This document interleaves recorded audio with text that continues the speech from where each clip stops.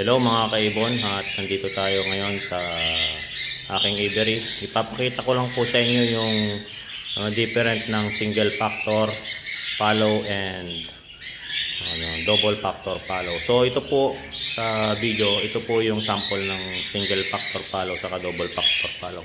Ito po ay single factor follow. Ayan po siya.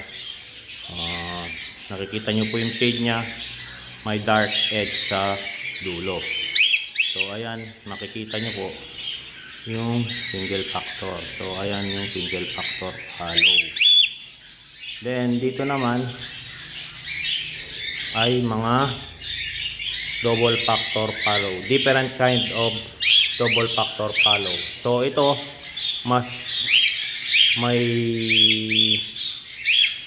brownish na pagka-follow, na pagka double factor. So 5 po siya na white face double factor na follow, 5 isa 5. So yan, makikita niyo po yung pagka-5 niya, kitang-kita litaw na litaw po yung brownish niya, ang pagka-silver niya. Then ito po, ganun din. Yan yung isa. Makikita niyo po yung pagka-brownish niya, para siyang medium 5 na follow double factor. So ayan. So yung isa solid siyang double factor, hindi siya 5. So ayan, nakikita niyo yung mga dark edge niya. Para silang mga lace wing.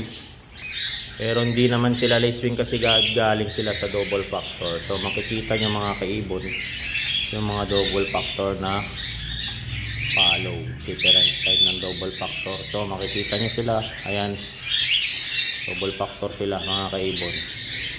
So kitang-kita sa shade nila ng double factor.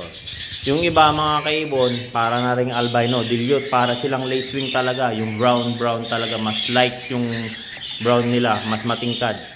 So itong mga to okay lang, katamtaman lang yung kulay nila. So yung iba kasi talagang makikita mo yung parang lace wing, pero ito ay double factor follow. Ayan mga kaibon.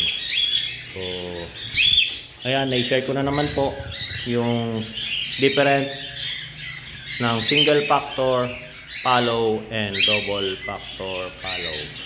So ayan mga kaibon, don't forget to subscribe my Facebook page, Warren Palakpak Kaibon, and my Facebook, Warren Palakpak Mr. Tigasin, at yung YouTube channel ko, pakisupport na rin po, Warren Palakpak Kaibon. So ayan mga kaibon, sa Facebook page ko, tuloy pa rin yung road to 5K tayo.